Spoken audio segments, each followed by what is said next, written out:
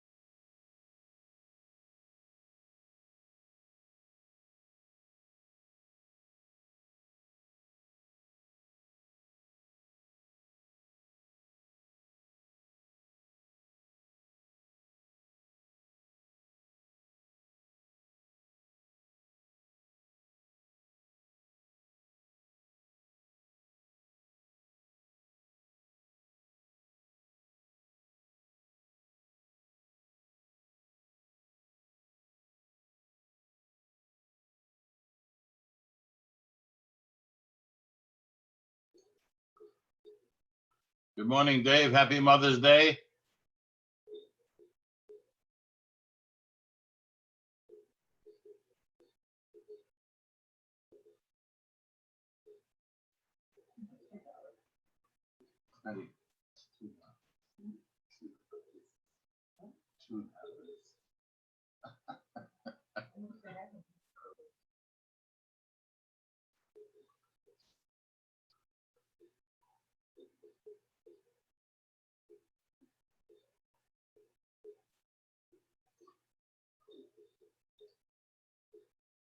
Good morning, David. Good morning. Do you hear me?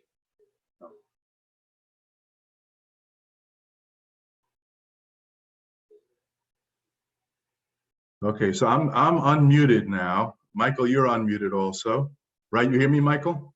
I hear you. Do you hear me? I hear you too. Okay, so I'll stay unmuted, you'll stay unmuted.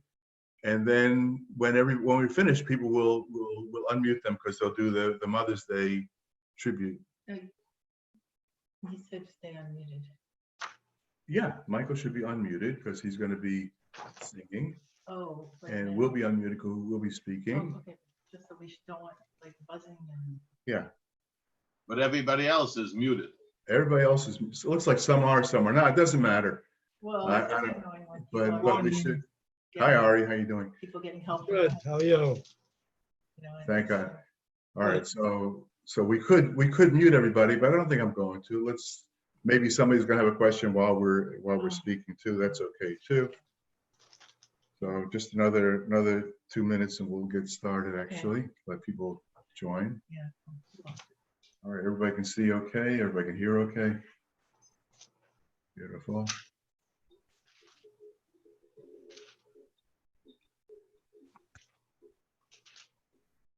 Okay.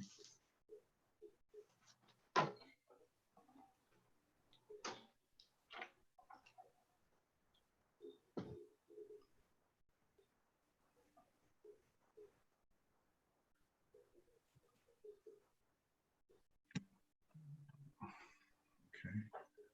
So you can see who's here.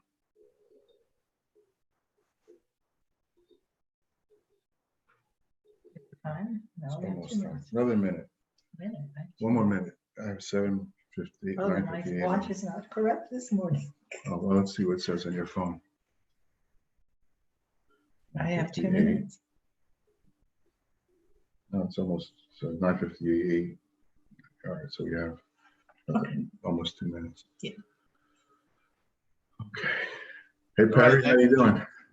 It's all right, David. She has then 2 extra minutes to wash the dishes today. Oh, I did that already. Very nice of you. I'm well.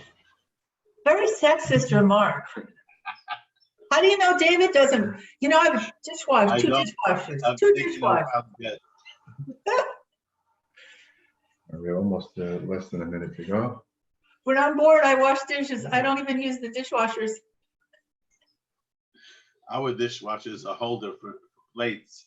Oh, All right, so we're gonna get started right away. So as soon as it exactly hits 10 o'clock, we'll start. And you're gonna start first? yeah, I'm going to introduce. All right, because then you'll be doing to both. Okay. Okay, just another few seconds. Right.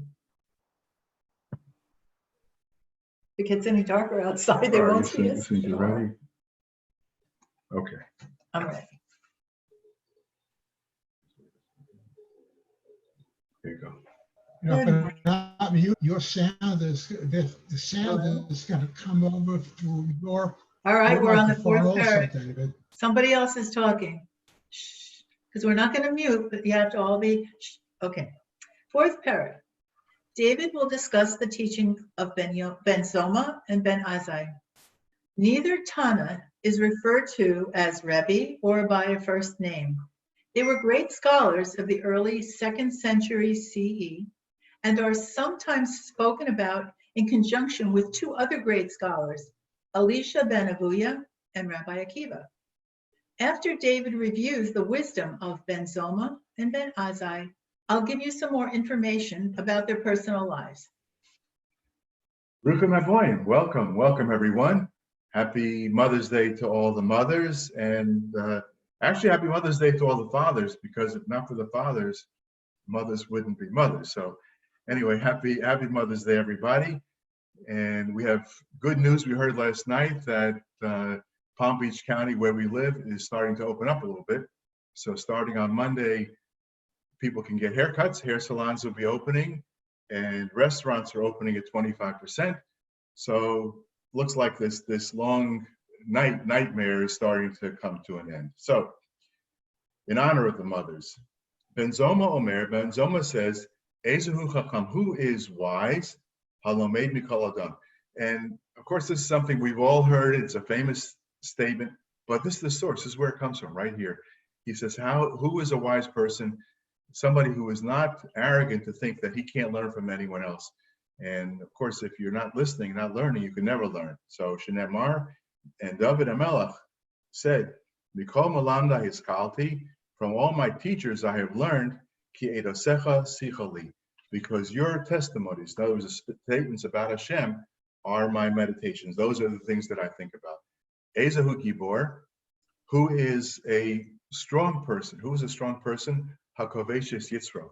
So the Mishnah doesn't say you are strong if you can lift 200 pounds or you can swim a certain number of laps or whatever it is. It says your strength is that you're able to overcome your own evil impulses. Shinamar, because it says Tov Erech Apayim Gibor.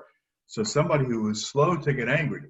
It's like sometimes somebody does something that makes us upset, and the immediate reaction, immediate impulse is to get angry. But if you're able to control that, so Moshel Berucha Miloched Ir, and somebody who can control his own impulses is stronger than one who can destroy a city. And it's interesting that these two statements are put together, right? That you're slow to anger and you don't destroy someone else's city, and that's sort of a reference to people who were victorious in war, and the first impulse is to take revenge and to do destruction. But as you can see, that was an example of the World War II. After the Second World War, what did the Allies do? Instead of taking revenge on the countries that they conquered, they had a Marshall Plan to rebuild Europe. And so far, thank God, the result has been that there has not been a major war in all those years. 75 years was celebrated just the other day. after D-Day, and it's because the leaders were wise enough to take the advice of Pirke Avot, not to try to totally destroy your enemy, but to control your own impulses.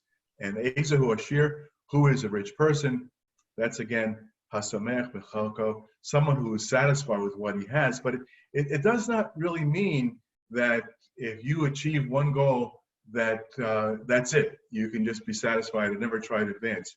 Because if that were the case, the world would never get anywhere.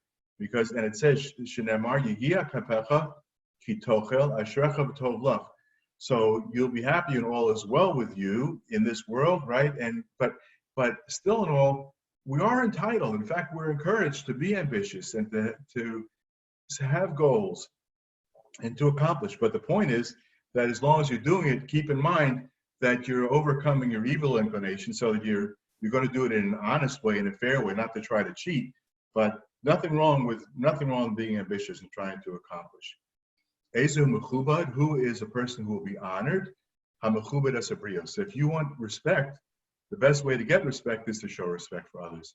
So if you are a person who is respectful of other people, eventually people will recognize that quality in you, and you will be respected yourself. Shnemar ki mechabda achabed uboza yikalu. That those who honor me, I will honor. Hashem is saying this. But those who scorn me, those who look down, or those who are not respectful, and again, they're going to not be respected themselves. Ben Azai Omer, so Ben Azai says, Heve rutz mitzvah kala boach borech min havera. Go to do even an easy mitzvah, even something that's light or easy.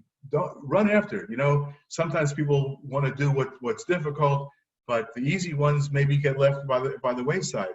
He says, go after it, and what's easy is open for interpretation, right? What's easy for Ari might not be so easy for Jerry, or maybe what's easy for my wife to do, right? Michael was kidding her about washing the dishes. Well, I don't know how to run the dishwasher, so that's a tough one for me. So so make sure that if something is easy, it's difficult, you want to be trying to go after the mitzvah. Why? Because she mitzvah go reris mitzvah. Because one mitzvah leads to another, right? Once you do one good deed, it's going to lead to another one. V'avera go veris avera. And unfortunately, if you get into the habit of sinning, of doing what you should not be doing, well, it gets easier and easier, right? Because once you've done it the first time, then it's easy to do it a second time. Sheschar mitzvah, because the reward of a mitzvah is a mitzvah.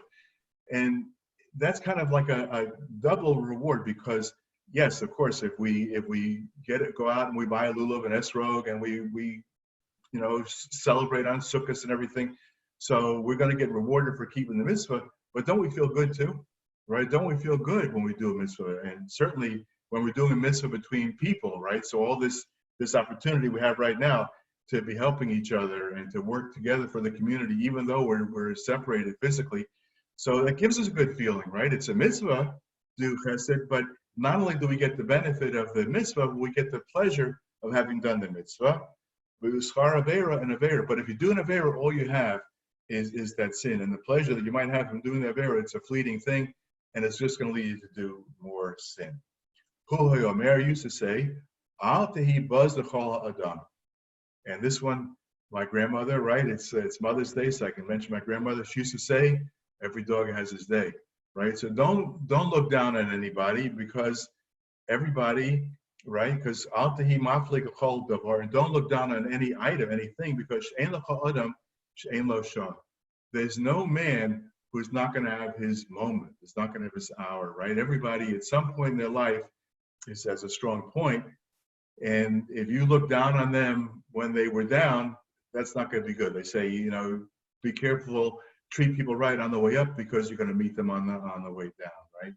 And there's nothing that God created that has no place. And this particular statement is, we say that David HaMelech feigned insanity, right? Because he said to God, you see, everything has a place, everything has a purpose in your perfect world. How about insanity? What's the benefit of that? And we know that at a certain point he was fleeing for his life, and he wound up in the court of a king who was really an enemy of his, and he pretended to be insane, and that's what saved his life. So everything that God created has a purpose and a place. So I'm going to give you some information, the personal information about Ben Zoma and Ben Azai.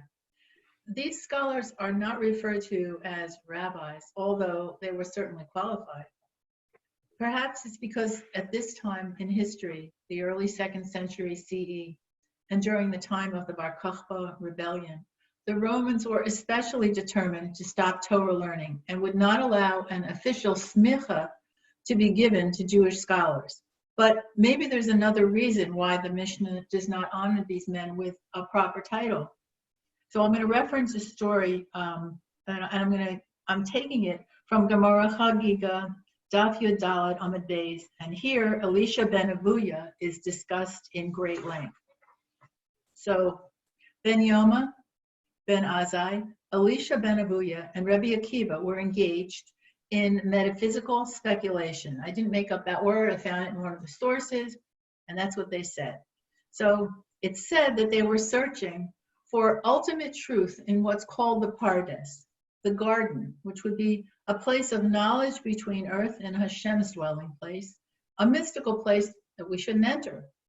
Now, I can't explain their experiences, but Rabbi Akiva was the only one of the rabbis who came out of the experience mentally and physically intact.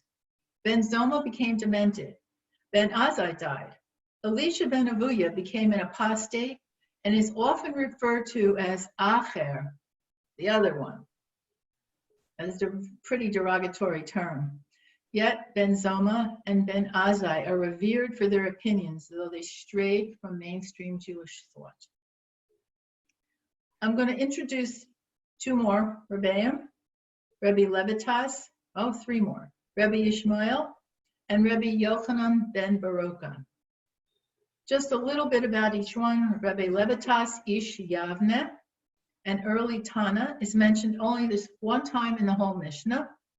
He was a very humble individual, and perhaps his original name was Levi.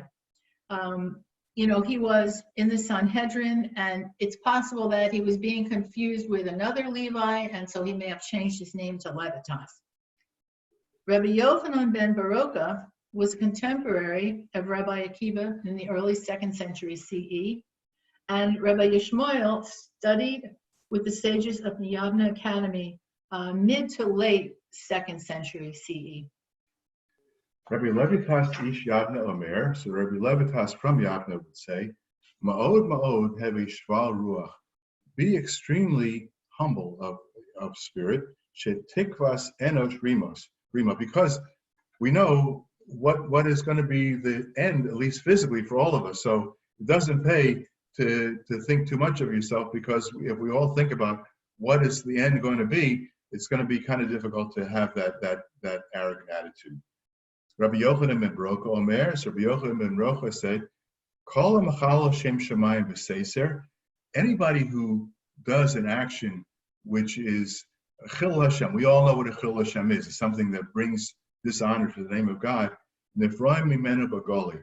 Eventually, it's going to be found out, and we've had plenty of experiences with that. Certain people who maybe did some financial crimes, and eventually it got found out, right? So echad shogi v'echad mezid v'chil Hashem. And in terms of Chil Hashem, whether you did it inadvertently or intentionally, somehow or other, it always comes out, and it's going to be revealed. Rabbi Shmuel ben Omer, so this is Rabbi Shmuel, the son of Rabbi Yossi, actually.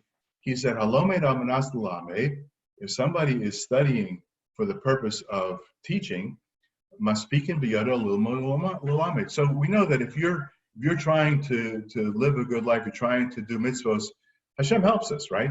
So if your goal is to become a good teacher, someone who can impart wisdom, you'll be assisted in that effort. However, halomed al-manas l'asos, but if your goal is not just to teach others, so not purely as an intellectual enterprise, but you want to learn so that you can know how best to live. So in that case, maspikin biyado lilmod l'lamed lishmor v'lasos. Then you will be assisted in your efforts to learn, to teach, to observe, and to do. Okay, so now we meet Rabbi Tzadok and, of course, the famous Hillel. Rabbi Tzadok was a student of Hillel. You like this section? The brief words of wisdom associated with Tzadok are coupled immediately with a similar saying of Hillel. It seems that Rabbi Tzadok had no qualms about repeating the words of his master. He was a pious and humble man who fasted and prayed for the welfare of the Jewish people and neglected his own health. What I forgot to say was that I read in several places that Rabbi Tzadok really had no sayings of his own and loved to repeat the sayings of his teachers. So, that shows how humble he really was, that he was content. He wanted to say the words of the greats. So, there's a lot to learn from that too, about being humble. And he was so caring about other people that he really spent his time praying and fasting. There were a lot of terrible things going on during his day. And he neglected his own health. And so his friend, Rabbi Yochanan ben Zakkai, got permission from the Roman Emperor Vespasian. Now, Vespasian ruled from 69 to 79 CE. So he got permission to bring in a doctor to heal Rabbi Tzadok. So Rabbi Tzadok Omer, Rabbi Tzadok says, Al tifrosh min hatzibur. And you have to love these. Everything that we're learning is so apropos to what's going on in our own lives today. Do not separate yourself from the congregation. So here we are, all of us in our own homes, but we're creating and we're joining together into a congregation for the purpose, hopefully, of learning some Torah together. So we should be proud of the fact that we're not separating ourselves from the congregation. And so if you're called upon to judge a case, settle a dispute between people, don't act like a lawyer, because what does a lawyer do? Not to say that lawyers are dishonorable people, they're not. But the point is that when you hire an attorney, right, if you have a problem, if you have a dispute with somebody, or if you're accused of a misdeed, of a crime or something, you're going to hire a lawyer to act as your advocate, right? So if you are serving as a judge in a dispute, don't act like a lawyer. Don't try to find some reason to justify the position of one or the other of the litigants. You're supposed to be an impartial judge, right? Call balls and strikes, and not to be acting as a lawyer. And don't use the fact that you've been chosen to be a judge and you maybe have some Torah learning, that you should use it like a crown to promote yourself. And you shouldn't use it as a shovel to dig with. In other words, the Torah shouldn't be a tool that you use, right? And so did Hillel say, someone who uses the crown of the Torah, it falls away, right? So you learn Torah, somebody who benefits from the Torah, and this doesn't mean that you shouldn't enjoy learning. Of course you should enjoy learning, but you shouldn't use your learning, the fact that you have learning, as a way to advance yourself financially, because if you do, you're destroying your own life. Because instead of taking one of the great joys of the world, you're using it somehow or other to advance yourself, and you're denying yourself that pleasure. So you're just taking away some of your own enjoyment of life. Okay. Which chapter are you on, Mr. Mitchell? We're on chapter 4, and what we just did was Mishnah Zion, number 7, and now Mishnah's going to give a little bit of introduction to the next ones. So the next one is Rabbi Yossi and his son, Rabbi Yeshua. Rabbi Yossi was a sage of Yavne who lived in the early 2nd century CE. Rabbi Akiva was his main teacher. Rabbi Yossi was often used as a source to settle halachic disputes between the Tanaim. We have to remember that when we say there were arguments, it doesn't mean that the rabbis were all sitting together. I mean, it's sort of figurative. But, they might have been in different countries. They might have been in different times. but there were discussions and they used Rabbi Yossi as the authority. Now, Rabbi Shimon, the son of Rabbi Yehuda Hanassi, once asked his father why Rabbi Yossi's opinion prevailed during these arguments, since there were other sages that were considered just as authoritative as Rabbi Yossi. Rabbi Yehuda Hanassi replied, "Quiet, my son, quiet. You did not see Rabbi Yossi. If you had seen him, you would know that when he spoke cogently." So I had to look that word up. It means clear, logically, and convincingly. So most importantly, if I can find the right page, he judged calmly and reasonably. I'm trying to be calm and reasonable. Yossi listened to all the opinions and evaluated opposing arguments. He saw many sides to each question and tried to find ways to harmonize dissenting views. Rabbi Yishmael was the oldest of Rabbi Yossi's sons, each of whom became noted Torah scholars, and his family lived in Tzipori in northern Israel. So continuing on, we're in Mishnah Ches, the 8th Mishnah in the 4th parak. Rabbi Yossi would say, Kol ha-mechaber es Torah. Anybody who honors the Torah, gufo mechubar al brios. He'll be honored by people. V'chol ha-mechalal es Torah, and somebody who disgraces the Torah, gufo mechulal al brios. He personally will be dishonored. He'll be disgraced by other people.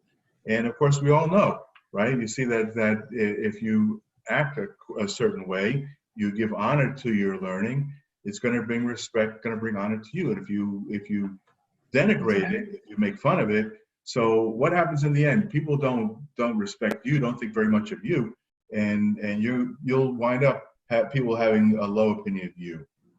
Rabbi Shmuel ben Omer, so Rabbi Shmuel, the son of Rabbi Yossi, would say, "Hachoshech asmo min hadin."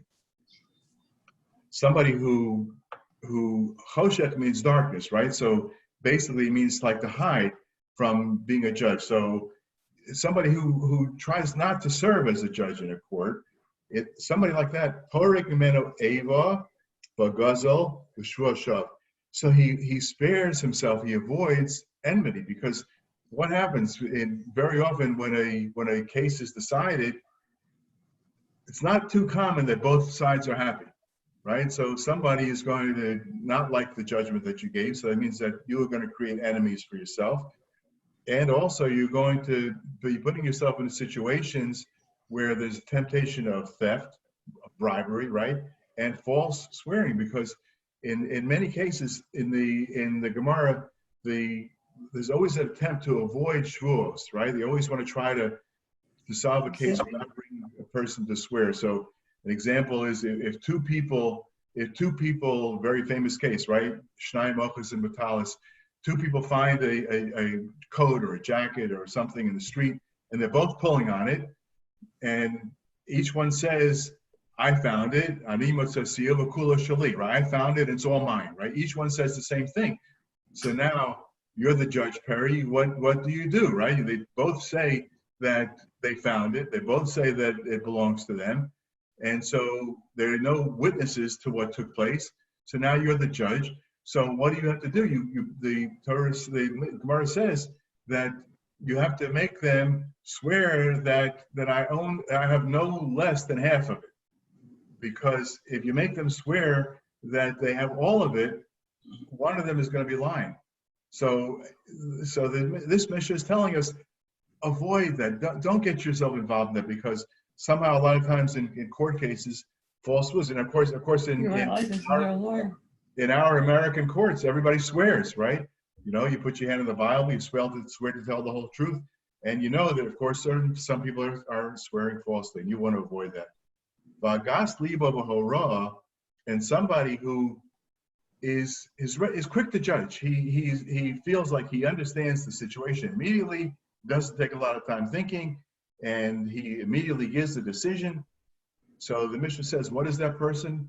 Doesn't say that he's very good because he's quick to answer. No, he's called a shotet, a fool, a rasha, an evil person, v'gasruach, an arrogant person. Because when you're called upon to judge a certain case, it's up to you to be careful, be deliberate, and make sure that you're judging properly.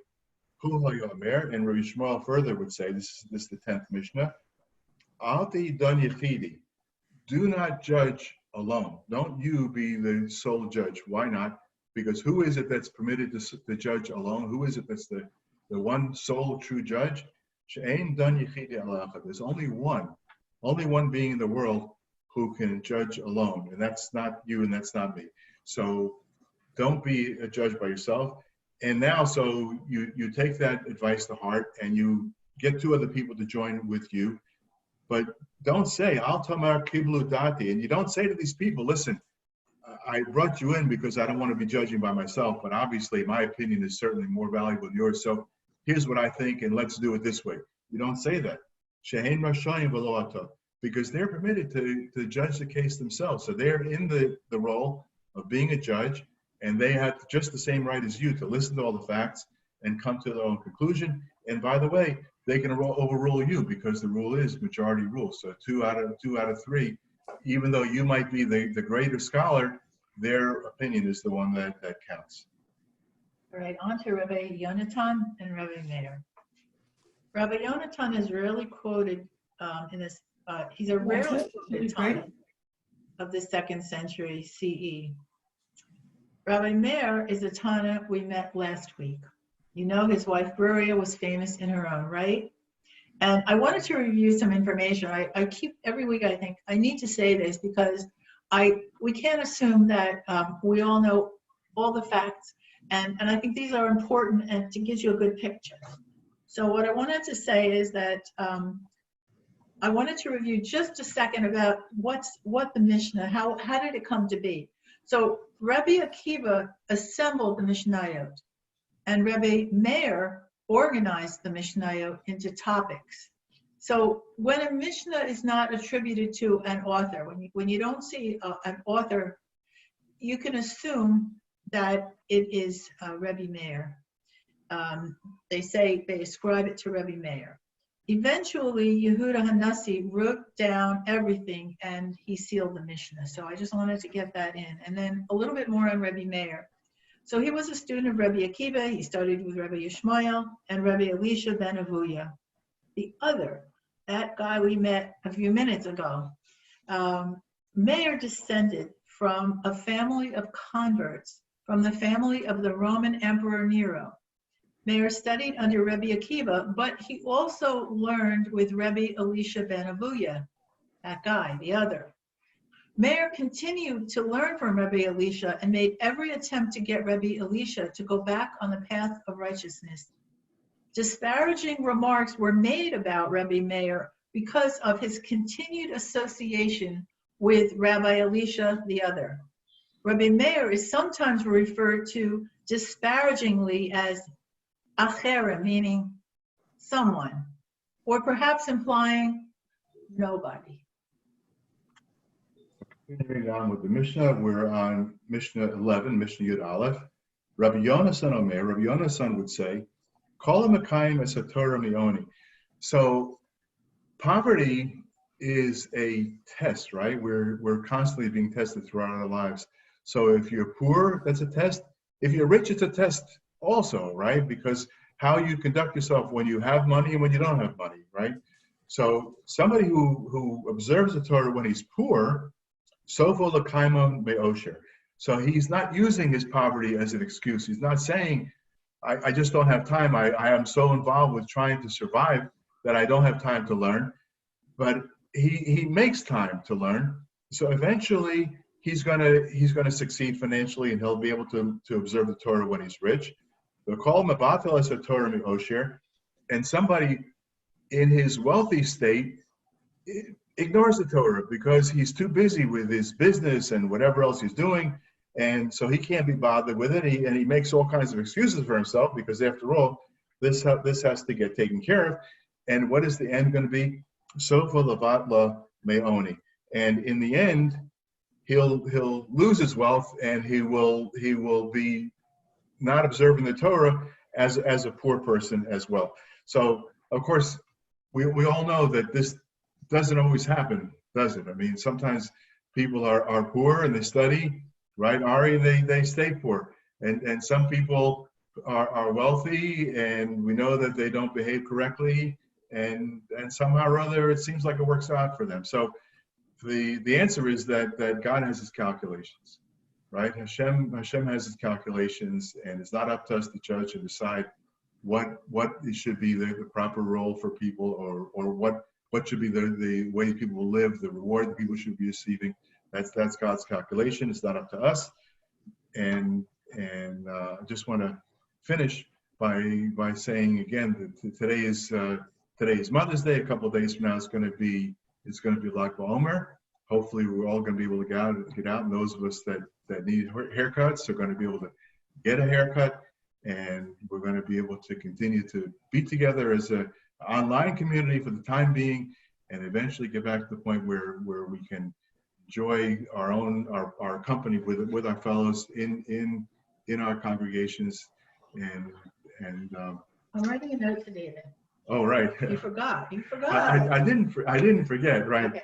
Right. Lag BaOmer is a very special day for us, and Lag BaOmer in 1970, right? It's our wedding day.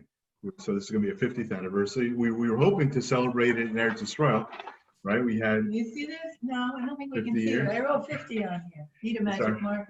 It's our 50th anniversary, so we're happy to spend it with everybody, and we hope to spend time again with everyone together in our shul. So now, you have something you want to say, Linda? Okay. So we said that Thank you. that today was going to be Robin. I see you're up there. Okay. So we said that today was going to be reserved for a tribute to Mother's Day, and Yeah. And so I'm going to ask anyone that wants to say something about your own mother, and since I have the microphone, I'll start just to say a brief word about my own mother. My mother grew up in a business family, and they spent a lot of time moving around. They were in the bakery business and so on, but they were not really observant. But somehow, when my parents got together, and my mother and father decided that they wanted to get married, today people have a whole list, right? When you make a shidduch, you get a whole list of questions and answers you have to check off. They had only one concern, both my parents, was that when they raised their children, the kids would all go to yeshiva. So I'm forever grateful to my mother for having that attitude, and so that's one thing. Of course, everybody's mother has many things to her, but I just wanted to say that very, very briefly. So who else wants to say something about your mom? Rebecca, my mother. Hi.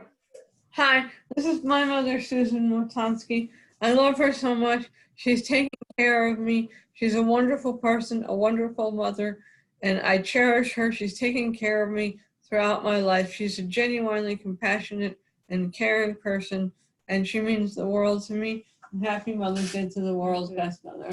Oh, so nice. Very nice. Thank Beautiful. you, Rebecca. You're Who welcome. else? Is Cheryl here? Cheryl Spar, are you here?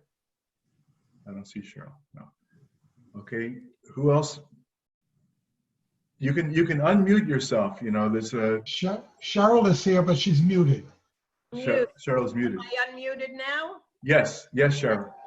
Okay. So I'd like Teach me how to do that when you mute her. I'd like to say a few words about my mother. Many of you have seen her name in our bulletin every week, Hattie Uden Thumb. She lived here in Century Village with my father, and was one of the early members of the shul. And her whole life, she really thought of education, Torah education for children. Her jobs were always as bookkeepers of yeshivas, Yeshiva of Crown Heights for many, many years, from before she was married till the time we moved from Williamsburg to Laurelton. In Laurelton, she started to work for Yeshiva of Central Queens and worked for them for almost 30 years. And her true love also was Amit. In those days, it was Mizrahi. And the idea of Torah education for children back then They started at the very beginning, my mother. It was after the Holocaust, and it was so important to her to know that the children were being taken care of. And she spent her whole life working for that organization, wherever she lived, whether it was Laurelton, whether it was Brooklyn, whether it was Boca Raton, Florida. She was the one who started the Kfar Boca chapter of Amit in our own shul. So I just wanted, I don't know if you could see the picture, a little picture of my mom. Might be hard to see. No, we see it. Okay, she was a special lady in my life. Back in the day, she was very well known in the shul. And I thank you for letting me say just a few words about a very special person, as I know all of our mothers are. So thank you, and happy Mother's Day to all. Thank you. Thank you, Anybody Cheryl. That's else? beautiful. Who I else? would like to say some words about my mother. Hi, Okay, this is Rochelle. Can you hear me? Sure. Yes, Rochelle. Yes. Okay. My mother came to America in 1939 from Germany by herself. She was a very strong person and really dedicated her life to doing mitzvot. She, in the 1950s, she, together with other people in Washington Heights, established an organization called Gemelas Chesed of Greater New York.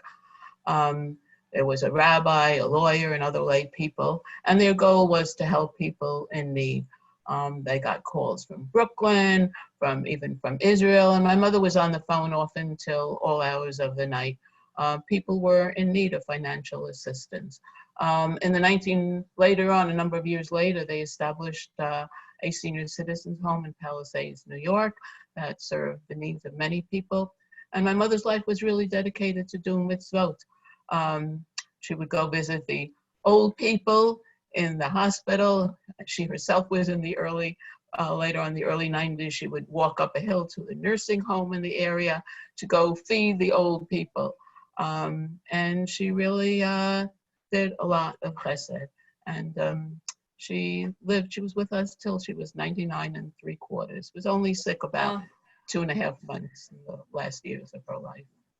So she was really very special. Very beautiful, Rochelle. Thank you for sharing. Thank you. Happy Mother's Day, everyone. I don't know if you can see me. Can you see me We at all? see you. I'm on Jerry's computer. Yeah. We see you. We saw you. Okay.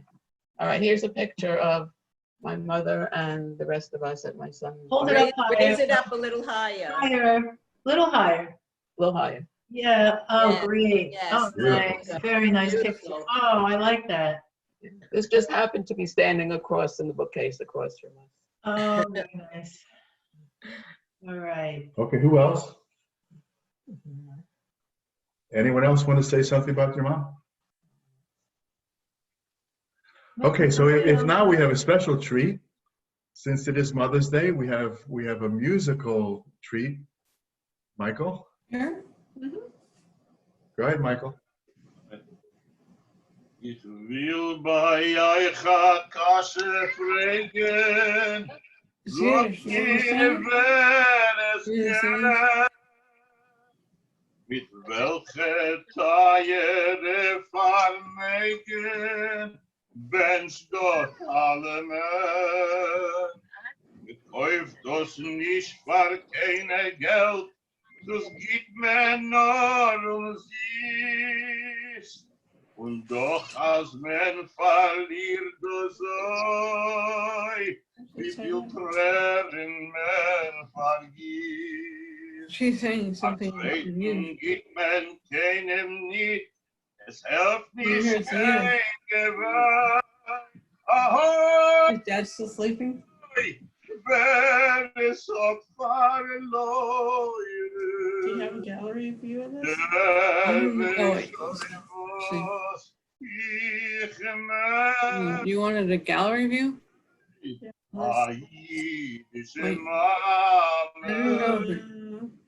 I don't know. Es gibt nicht besser auf der Welt. A jüdische Mame, oh baby, You know this song? wenn sie I don't know this song. wie schön It's a Yiddish song, obviously. It's a Yiddish tribute to a Jewish mother. I guess I'm cherishing the mother next to me. Let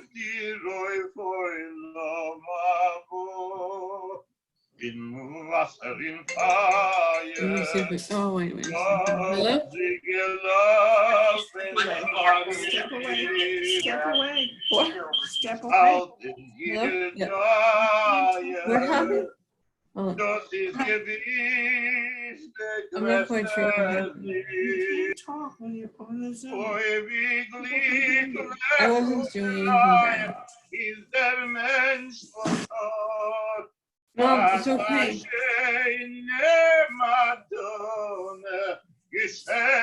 I think someone from my synagogue was trying to reach me.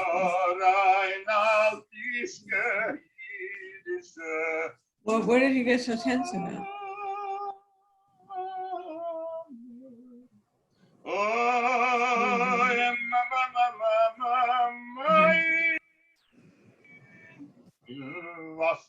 Someone was trying to reach me, but then it stops.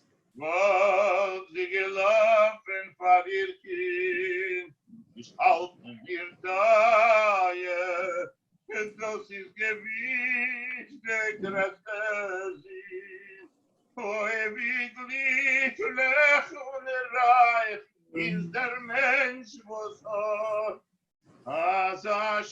a beautiful song.